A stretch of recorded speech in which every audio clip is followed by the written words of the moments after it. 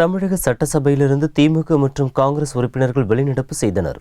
சட்டசபையில் கவர்னர் உரைக்கு நன்றி தெரிவித்து ஜெயலலிதா உரையாற்றினார். அப்போது கச்சத்தீவை இலங்கைக்கு கொடுத்த பின்னர்தான் தனக்கு தெரியும் என்று கருணாநிதி கூறியதை சுட்டிக்காட்டிய முதல்வர் கச்சத்தீவு விவகாரத்தில் கருணாநிதியை விமர்சனம் செய்து கேள்வி எழுப்பினார். அதற்கு திமுகவினர் எதிர்ப்பு தெரிவித்து கூச்சல் குழப்பத்தில் ஈடுபட்டனர். தொடர்ந்து ஜெயலலிதாவிற்கு பதிலளிக்க அனுமதி வழங்க வேண்டும் என்று கோரிக்கை விடுத்தனர். இதற்கு சபாநாயகர் அனுமதி மறுத்ததால் திமுக உறுப்பினர்கள் சட்டசபையிலிருந்து வெளிநடப்பு செய்தனர். பின்னர் சட்டசபை வளாகத்தில் செய்தியாளர்களிடம் பேசிய துரைமுருகன் கச்சத்தீவு பிரச்சனை திட்டமிட்டு கருணாநிதி மீது முதல்வர் பொய்யான குற்றச்சாட்டுகளை கூறி வருவதாகவும் இந்த விவகாரத்தில் முன்னுக்கு பின் முரணாக முதல்வர் பேசி வருவதாகவும் குற்றம் சாட்டினார். கச்சத்தீவு பிரச்சனை பற்றி பேசுகிற பொழுது முன்னுக்கு பின் முரணாகவும் கலைஞர் மீது வேண்டுமென்று இட்டுக்கட்டி குற்றச்சாட்டை அடுக்கிக் கொண்டே போனார்.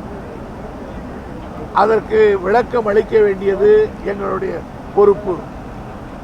ஆனால் அந்த விளக்கம் அளிப்பதற்கு கூட ஒரு நிமிடம் கூட சபாநாயகர் அவர்கள் எங்களை அனுமதிக்கவில்லை.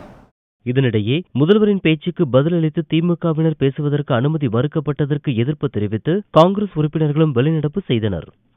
கலைஞரை பற்றி சில விமர்சனங்களை செய்தார்கள். அதற்கு பதில் சொல்லுவதற்காக திராவிட முன்னேற்றக் கழகத்தினுடைய துணைத் தலைவர் முயற்சி செய்த பொழுது அவர்களை பேசுவதற்கு அனுமதி மறுக்கப்பட்டது. அதனால் அவர்கள் வெளிநடப்பு செய்திருக்கிறார்கள். ஒரு ஜனநாயக நாட்டில் முதலமைச்சர் பேசினாலும்